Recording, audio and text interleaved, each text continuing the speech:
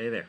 Welcome into the second episode, first full one of Adam Gets Distracted. I'm Adam, and as usual, I'm distracted. I was thinking about what I wanted to talk about on this first full real episode, and I spend a lot of time on Wikipedia, and I like to go in and hit the random article button because I'm just an absolutely massive dork, but it makes me happy.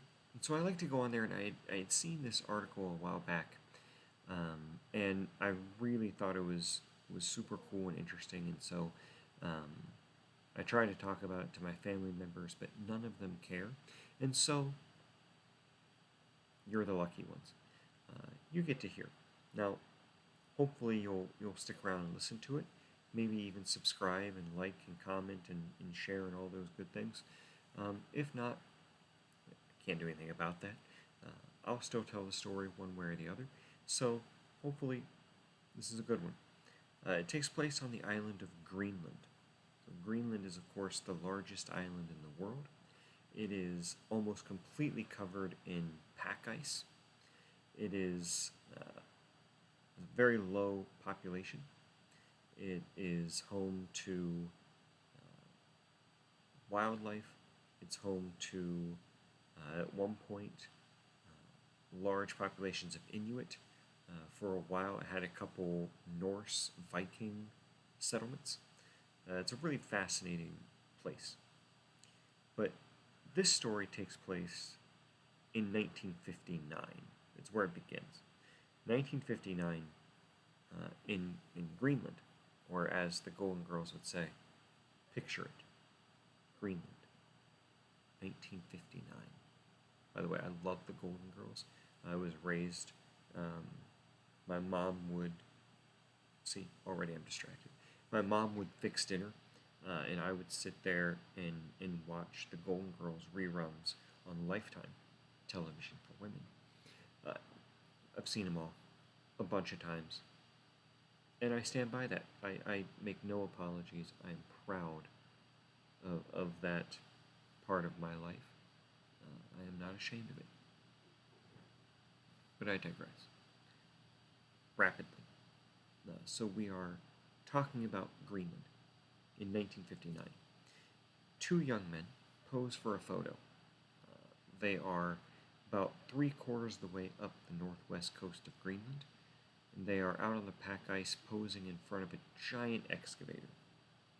These two men are members of um, the United States military, and they are there to start a scientific research lab in Greenland. This research facility was called Camp Century, and it was, in the words of the official communiques at the time, it was to be a nuclear-powered Arctic Research Center. A nuclear-powered Arctic Research Center.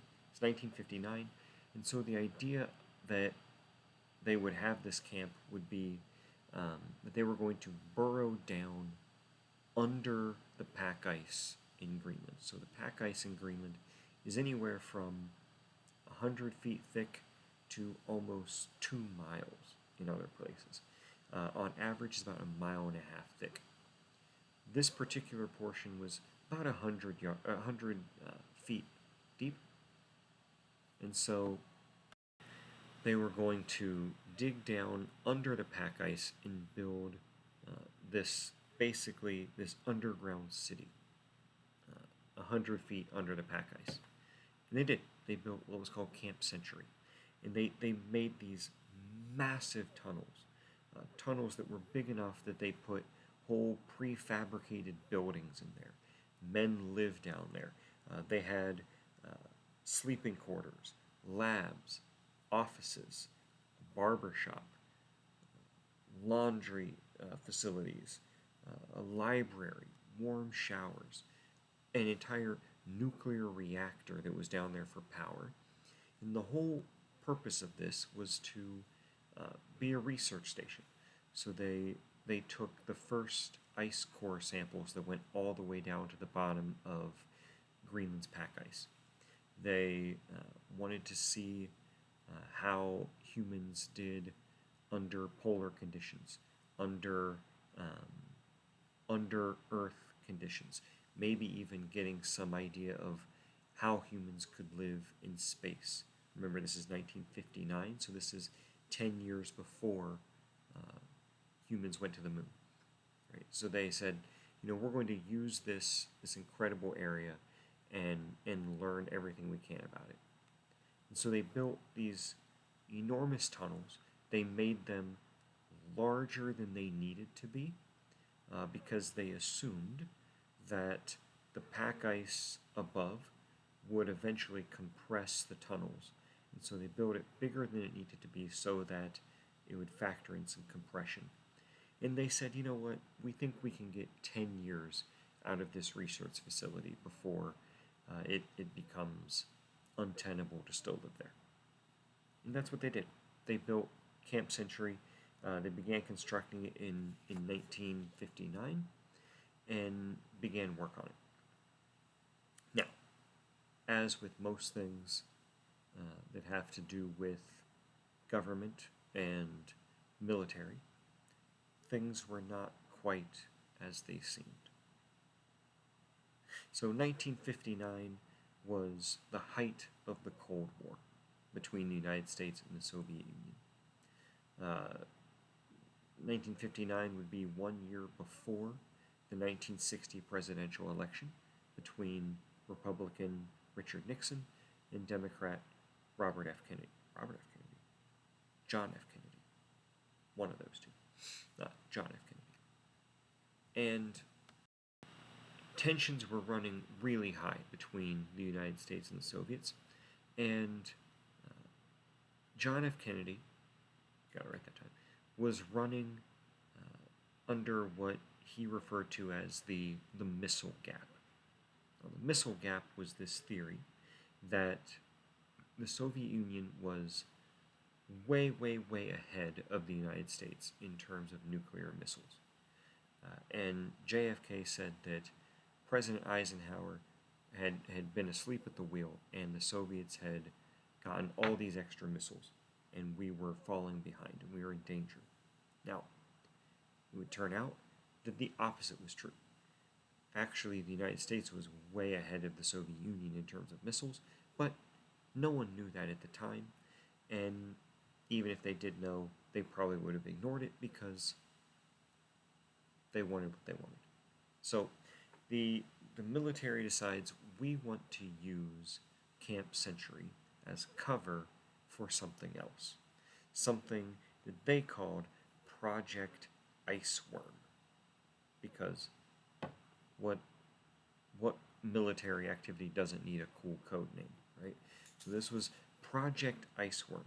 In Project Iceworm, the goal of it was to put 600 nuclear-tipped Iceman, what a cool name, Iceman missiles under the pack ice of Greenland that they could aim at the Soviet Union and sort of whack-a-mole, right? Just pop these up over the pack ice, shoot at the Soviet Union, and then they could go back down and be safe. And so what the government wanted to do was they wanted to see, would this work? Right? They already had the nuclear reactor down there. Why not just put some missiles there and see if we could pull this off? Now, there are a few problems with this. First problem was we were not quite at war with the Soviet Union, right? But we didn't really want them to find out that we were going to have nuclear weapons right outside their doorstep. They would do that in a couple years with the Cuban Missile Crisis, and it was going to be a big deal. So we didn't want the Soviets to know, hey, we're going to be right next door to you with nuclear weapons. The bigger concern was that Greenland is not an independent nation. It still isn't. As you may have gathered from recent news cycles, Greenland is owned by Denmark. And in 1957, the Danish parliament passed a law saying that no nuclear missiles could ever be stored on Danish territory, including Greenland. Well, as is often the case, the United States government and military is not stopped by those pesky sort of, international law. Seriously, we have so much bigger things to worry about. And so we said, we're going to do it anyway. But just to be on the safe side, we will classify this information. So it was a top secret um, project. This would not be declassified until 1996.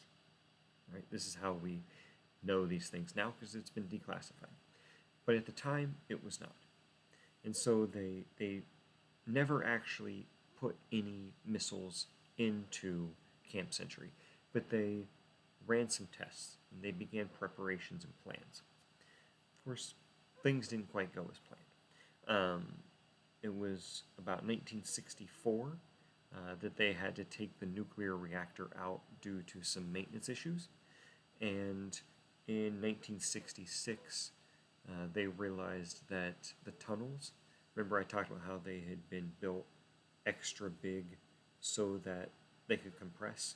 Well, by 1966 they had already compressed to the very smallest possible margin that was safe and allowable.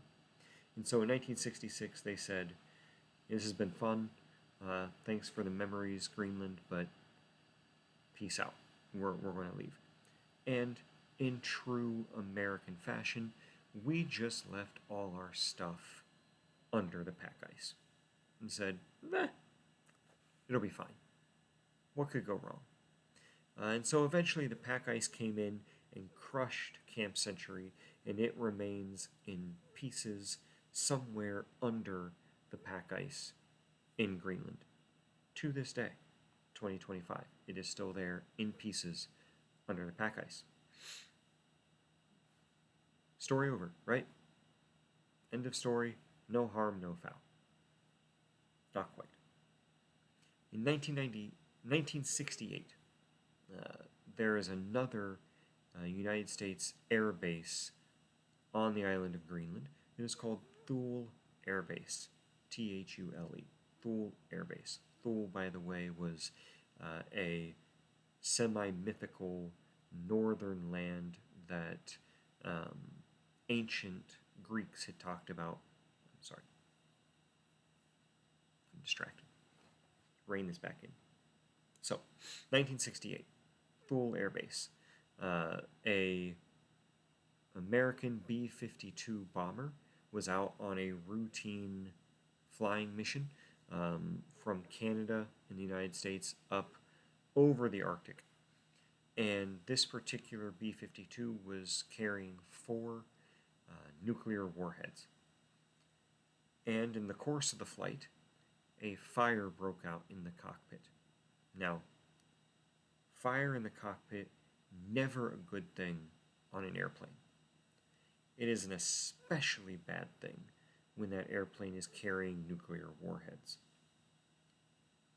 The crew had no choice but to eject.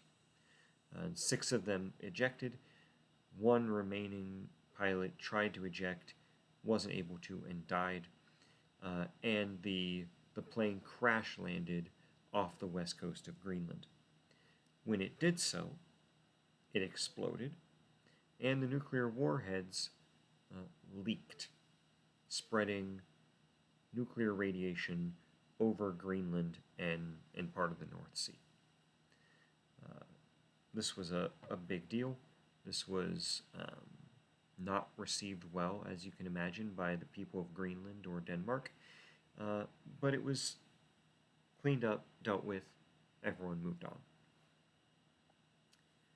And then came the declassification of the American files in 1996. The Danish government in 1997 sponsored a study into what was in these declassified files and what had actually gone on at Camp Century. And when they found out, they were not thrilled. Right? This was a political scandal, not so much in the United States, but very much in Denmark, because the United States had gone back on its agreement, but even more than that, they found out that the Danish Prime Minister in the late 50s had never actually told the United States that they weren't allowed to put nuclear weapons there. Oops. Easy to forget, right? Yeah. So, Camp Century, Project Iceworm, crisis averted. There were no actual nuclear weapons there, but there was the potential for them to have been there. Fast forward to 2025, and, when America left Camp Century, they said, what's the worst that can happen? This is going to be buried under ice for another hundreds of thousands of years, and no harm, no foul. 2025, global warming is a thing, climate change. And if you have been studying anything about climate change in Greenland, Greenland is on the forefront of this study of climate change, right? The ice cap is melting. They are seeing areas of permafrost that are no longer staying thawed or staying frozen. And one of the things they're realizing is that Camp Century is in danger of thawing out.